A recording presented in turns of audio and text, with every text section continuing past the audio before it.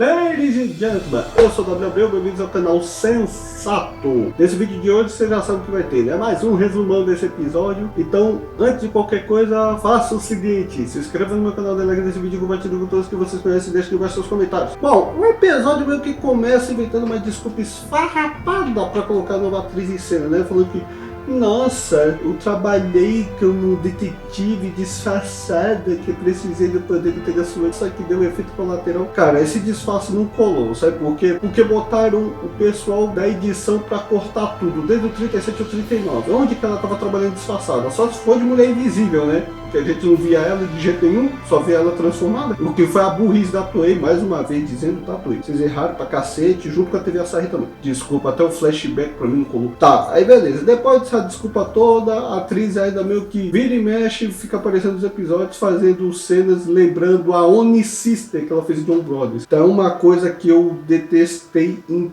toda a série Super Sentai, que esse lance de fazer caras e bocas exageradas para ter alívio cômico, sendo que não precisa, né? Porque se eu tivesse que comparar o alívio cômico da série de Kamen Rider com o de Super Sentai até hoje, o de Kamen Rider é mil vezes melhor porque não é nada forçado, não precisa fazer caras e bocas.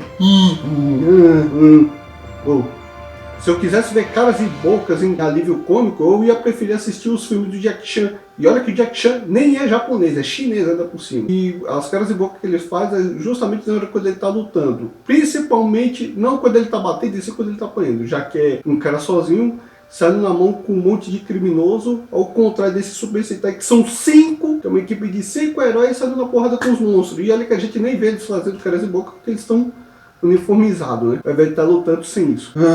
O Mano Toei é só cagada atrás de cagada, né? E tanto que qualquer um que assistiu os episódios anteriores não colou muito com esse negócio de tava disfarçada. Onde a imagem da personagem não aparecia. Tá parecendo que eles teriam que refazer de novo todo o episódio, que poderia ter sido mais viável, né? Em vez de botar aquele flashback horroroso. Tá, aí seguindo, aí sim o episódio começa realmente com o Heru ficando com medo por conta do trauma que ele viveu no mundo No One quando era criança, né? Que é o lance de ele mal sair do quarto e ver que o estabelecimento tá todo voltado com uma temática de terror, até porque é Halloween, né? Fizeram um episódio de Halloween, acho que só por isso não queria deixar batido, né?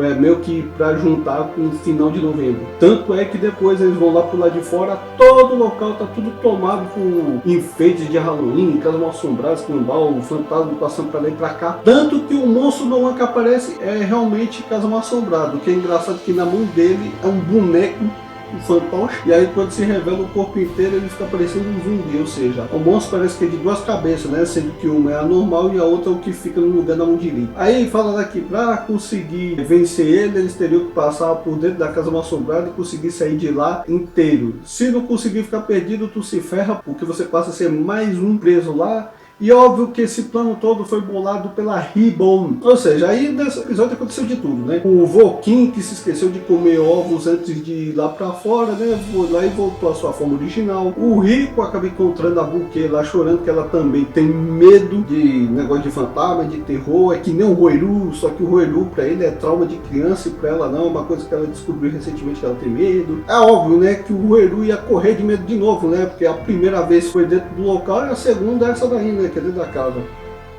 Aí é óbvio que por conta disso aí rola uma disputa para ver quem consegue divertir mais as pessoas no susto, aquela bobagem toda. Aí depois vai pro lance da pancadaria, todo mundo sai na porrada, enquanto o Rico resolve sair numa luta de gigantes contra a Ribbon, né, que tenta atrapalhar eles. E assim, na luta normal, o Heru usa o poder do Abaranger.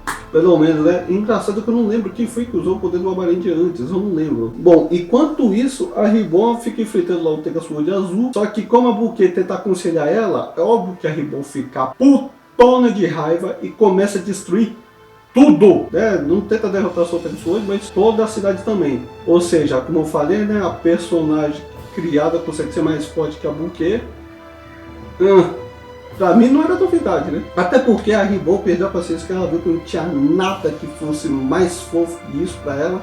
Não estava agradando em nada. E é óbvio que como o Rico ficou puto por saber que ela detonou metade da cidade. Olha só que coisa, ela conseguiu detonar metade da cidade, coisa que os outros Bridans não conseguiram fazer. Aí ele vai lá e ataca com tudo com a Ribbon, ou seja, foi uma linha de frente.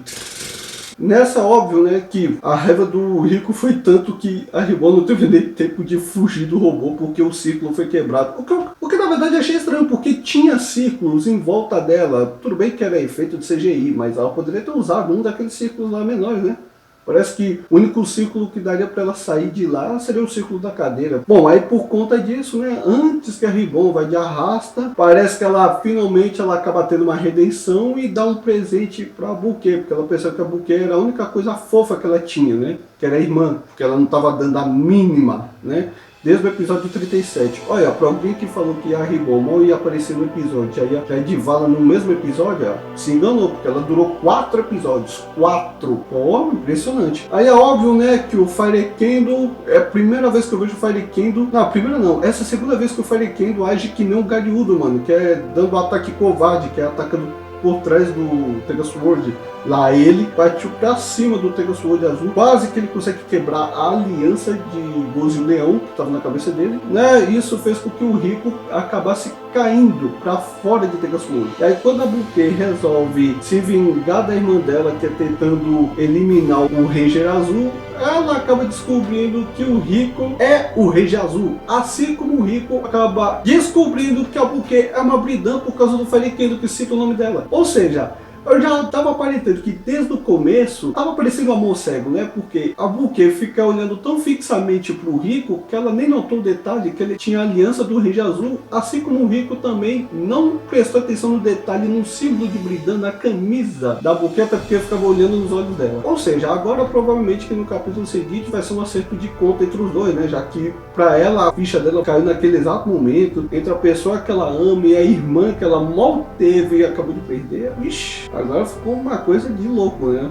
Agora ela ficou com raiva. Até porque eu acho que, pô, agora acabando um resumo que eu acabei de fazer aqui, que é uma coisa que eu não tinha... Não, na verdade eu tinha notado algumas coisas, só que eu não estava muito concreto, que a roteirista foi muito esperta em tentar fazer o lance desses dois, um não saber do outro, porque era o seguinte, né? Nesse episódio deu pra ver que quando os monstros iam atacar o Rico junto com a Bouquet, vamos dizer que a Bouquet estava meio que mentindo pro Rico no seguinte, porque quando eles se encontraram pela primeira vez, ela só falou que era uma fã, mas ela não falou que era uma Bridan, né? Porque não deixou os companheiros falarem. Então vamos dizer que ela meio que enganou ele sim. Ela só revelou agora que o nome dela é Bouquet, porque eu acho que ele não tinha perguntado o nome dela. E aí deu pra ver que se ele podia atacar, o Bouquet assim, mandando um chega pra lá. Então isso significa que a roteirista pensou em tudo. Eu acho que ela pensou num desfecho, porque foi o seguinte, toda vez que a Bouquet ia atacar a equipe Gozyuji, o Rico não tava. Você pode ver que o Rei Azul não tava lá na batalha, lá enfrentando a Bouquet. Mas aí quando o Rico está lá com a equipe Gozyuji transformados para enfrentar os monstros, a Bouquet não estava porque ela saía antes. E assim, quando o Rico vai enfrentar a Bouquet é na batalha de gigantes, onde um não consegue ver o outro por causa do robô. Eles estão dentro do robô. E outro detalhe que eu percebi é que na hora que o Rico estava realmente com a equipe inteira lá embaixo, a Bouquet tá lá em cima vendo a equipe inteira, mas o Rico não vê a Bouquet lá em cima. Então isso quer dizer, a roteirista foi esperta em ter feito essa estratégia de fazer com que o Rico e a Bouquet não dessem de cara assim na hora da batalha. Só em momentos de encontro, assim, de romancinho aparece. Tipo, só que o Rico se tá transformado. Mas quando ele tá transformado, ele não tá enfrentando a Bouquet de frente da batalha. Nunca tá. Foi um desfecho aí que foi inteligente, viu? Pra quem achava que, nossa, o enredo dessa série Super Sentai tá lenta, tá chato. Eu reparei que não, mano. Porque, ó, você tem que dar uma de detetive pra você ir juntando as peças. Ah, eu gostei da série, né? Tirando o lance do exagero, tudo, ainda mais assumindo, falando que ela adora a festa de Halloween, porque ela adora negócio de terror. Provavelmente, eu acho que porque assiste filme de terror, nunca vi ela falando isso. Eu acho que é só pra reforçar o lance de que ela foi uma Unisystem de Brothers. Eu acho que é só pra isso mesmo. Ai, cara, tem uma coisa que me desanimou mesmo, esse exagero de caras e boca pra fazer livro cômico. Isso me irrita, velho. Me irrita demais. Nossa, nem um seriado de A Patrulha e as Crianças consegue ser tão forçado assim. Bom, e é isso, né? Esse foi o meu desabafo, né? Espero que a Toei agora, junto com a TV Asahi, quando lançar esse projeto aí do Metal Hero, não faça essa porra de alívio cômico exagerado do cacete. Se for pra fazer, pensa como se estivesse fazendo Kamen Rider. Não pensa como fazendo Super Sentai também não. Puta que pariu. Bom, é isso. isso, eu vou ficar com esse vídeo por aqui, né? Espero que vocês tenham gostado. Se gostaram ou não, você sabe o que fazer, né? Se inscreva no meu canal, dê like nesse vídeo, compartilhe com todos que vocês conhecem e deixa aqui embaixo nos comentários. Pra mulherada que assistiu esse meu vídeo e gostou, um beijo pros caras que assistiram esse vídeo e gostou. Valeu, nos vemos no próximo vídeo, até logo.